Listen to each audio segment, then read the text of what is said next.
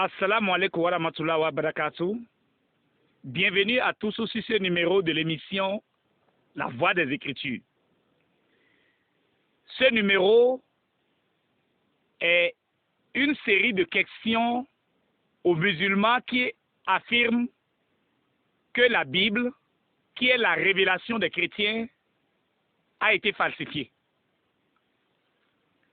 Une série de questions afin que nous ayons la réponse de nos chers musulmans sur certains versets du Coran qui sont comme des équations difficiles à résoudre pour nous.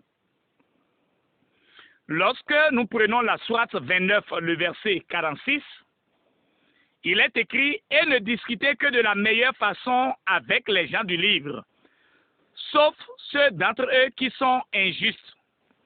Et dites, nous croyons en ce qu'on a fait descendre vers nous et descendre vers vous, tandis que notre Dieu et votre Dieu est le même. Et c'est à lui que nous nous soumettons. »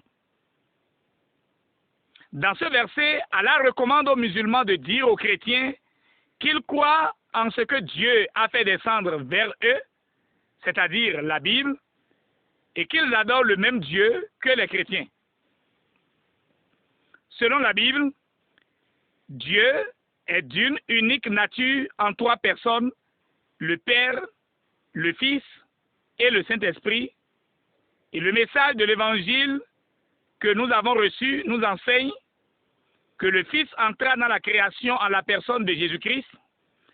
Il est mort sur la croix pour les péchés et ressuscita le troisième jour. Mais le Coran nie toutes ces vérités, donc un musulman ne peut pas dire qu'il croit en la Bible, ou qu'Allah et Yahweh de la Bible sont les mêmes dieux. Et si un musulman a reçu l'ordre de dire aux chrétiens que son Dieu et le Dieu des chrétiens est le même, pourquoi alors disent-ils que le Dieu des chrétiens est un faux Dieu? Pourtant, beaucoup de musulmans disent des choses très différentes aux chrétiens. On entend souvent dire « On ne croit pas en votre livre car il a été corrompu et votre Dieu est un faux Dieu. » Si les musulmans ont reçu l'ordre de croire en ce qui nous fut révélé, pourquoi disent-ils qu'ils ne croient pas à la Bible qui est la seule révélation que nous possédons? Les musulmans sont donc obligés de rejeter la Bible, car elle contredit le Coran. Mais les musulmans ont un problème ici.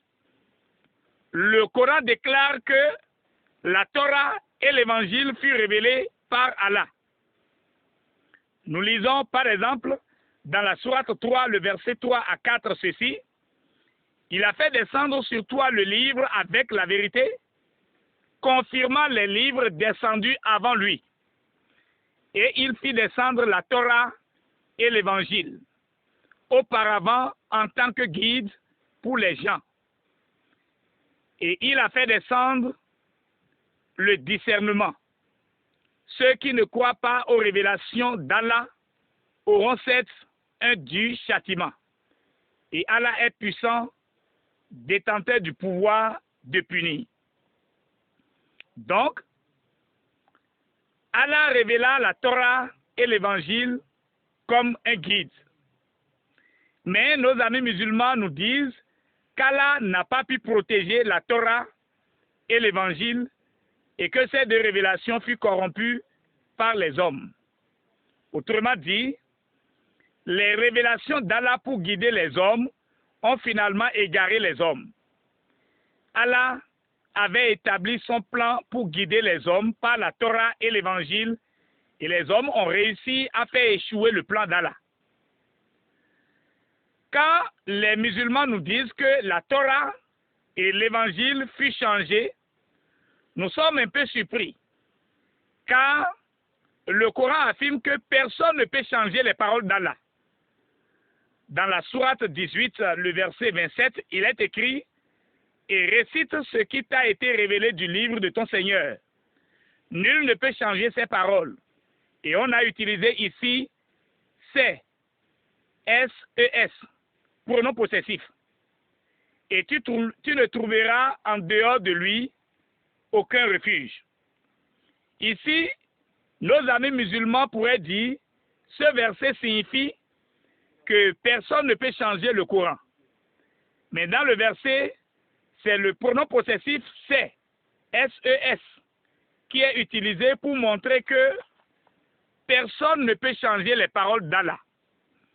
Si c'était pour prouver que le Coran ne peut être changé, on aurait employé le pronom démonstratif c'est, C-E-S. Donc, il s'agit bel et bien des paroles d'Allah que le Coran affirme qu'elles ne peuvent être changées.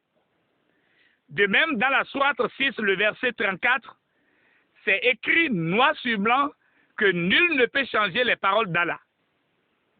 Or, il a dit plus haut que la Torah et l'Évangile sont aussi les paroles d'Allah. Malgré les déclarations d'Allah que personne ne peut changer ses paroles, beaucoup de musulmans affirment que l'Évangile fut corrompu par l'apôtre Paul ou par des chrétiens plus récents. Si l'Évangile fut corrompu, on se demande alors pourquoi le Coran dit encore que les chrétiens possédaient toujours avec eux l'Évangile à l'époque de Mohammed. Quand nous prenons la sourate 7, le verset 157, il est écrit ceci: ceux qui suivent le messager, le prophète illettré, qu'ils trouvent écrit, mentionné chez eux dans la Torah et l'Évangile, il leur ordonne le convenable, leur défend le blâmable, leur rend licite les bonnes choses, leur interdit les mauvaises, et leur ôte le fardeau et les jougs qui étaient sur eux. Ceux qui croiront en lui le soutiendront, lui porteront secours et suivront la lumière descendue avec lui. Ceux-là seront les gagnants. Donc, voyons dans quel contexte ce verset a été révélé. En fait, c'était à l'époque de Mohammed et quelques religieux sans Christ qui se disaient chrétiens se sont convertis à l'islam, et pour les rassurer qu'ils n'ont pas fait un mauvais choix de suivre le prophète de l'islam, Mohammed dit avoir reçu une révélation de son Allah pour eux, et cette révélation dit que ces religieux qui viennent de se convertir à l'islam ont lu l'évangile qu'ils détiennent et y ont trouvé la venue de Mohammed. Alors, comment les chrétiens pourraient-ils trouver Mohammed mentionné dans l'évangile alors que l'évangile aurait été corrompu des siècles plus tôt? Mais la vérité est qu'on ne trouve nulle part Mohammed mentionné dans nos écritures, excepté la partie qui nous adresse des avertissements généraux concernant de faux prophètes qui voudront écarter les gens de l'évangile. Et si nous trouvons Mohammed mentionné dans nos écritures, comment pourrait-on savoir que cela n'est pas l'une des parties corrompues? Et vu que nos écritures contredisent l'islam, pourquoi Allah les utilise comme preuve pour l'islam? Mais ce qui est étonnant, c'est que Allah va plus loin et ordonne aux chrétiens de juger par l'évangile. Dans la sourate 5, le verset 47, il est écrit ceci: que les gens de l'évangile jugent d'après ce que Dieu y a fait descendre. Ceux qui ne jugent pas d'après ce que Dieu y a fait descendre, ceux-là sont les pervers. Pourquoi alors donc Allah nous ordonnerait-il de juger par un livre corrompu? Le seul évangile que nous avons contredit l'islam. Donc pour obéir aux ordres d'Allah, nous devrions juger par l'évangile. En nous appuyant sur l'évangile, nous jugeons l'islam et nous affirmons que l'islam est faux. Dans la sourate 5, le verset 68, Allah dit ceci: dit aux gens du livre, vous ne tenez sur rien tant que vous ne vous conformez pas à la Torah et à l'évangile et à ce qui vous a été descendu de la part de votre Seigneur. Et 7, ce qui t'a été descendu de la part de ton Seigneur va accroître beaucoup d'entre eux en rébellion et en mécréance. Ne te tourmente donc pas pour les gens mécréants.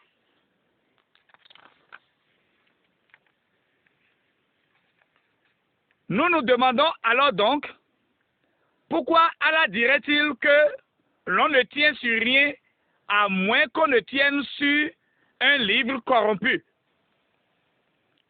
Et si l'évangile a été corrompu, pourquoi Allah ne nous demande pas de nous en débarrasser et de croire au Coran? Donc, le Coran maintient clairement que l'évangile fait autorité pour les chrétiens.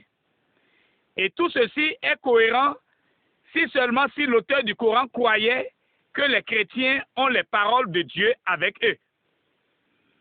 Mais l'évangile ne faisait pas juste autorité sur les chrétiens. Il fait aussi autorité sur Mohammed lui-même et par conséquent sur tous les musulmans. Un jour, Mohammed commença à avoir des doutes sur ces révélations. En réponse à ces doutes, Allah ordonne à Mohammed d'aller interroger les gens qui lisent le livre des Juifs et des chrétiens pour avoir une confirmation. Dans la sourate 10, le verset 94, il est écrit ceci: « Et si tu es en doute sur ce que nous avons fait descendre vers toi, interroge alors ceux qui lisent le livre révélé avant toi. La vérité, c'est t'est venue de ton Seigneur, ne sois donc point de ceux qui doutent. » Ici, Allah recommande à Mohammed, au cas où tu doutes de la révélation, le livre qui va te certifier que c'est une vérité, c'est le livre révélé avant toi, c'est-à-dire le livre des Juifs et des chrétiens, qui est la Bible. Donc, si tu doutes, le livre que tu dois consulter pour enlever ton doute, c'est la Bible. Si tu ne doutes pas, tant mieux. Aujourd'hui, les musulmans agissent comme si le Coran est un juge supérieur à la Bible. Vu que la Bible contredit le Coran, les musulmans supposent que la Bible doit être rejetée. Mais dans le Coran, c'est totalement l'inverse. La Bible est un juge supérieur au Coran et Mohammed lui-même ne pourrait confirmer ces révélations qu'en vérifiant si elles s'accordaient bien avec les écritures des gens du livre. Mais Mohammed n'a pas pris ce verset au sérieux. Sinon, il aurait pu consulter les chrétiens de son époque. S'il était allé vers les gens du livre pour rechercher des confirmations, il aurait été forcé de rejeter le Coran. Car le Coran met les musulmans dans un dilemme qui ne dit pas son nom. Nous avons donc deux options possibles. Soit les chrétiens ont les paroles authentiques et préservées de Dieu, faisant autorité, soit ils ne l'ont pas.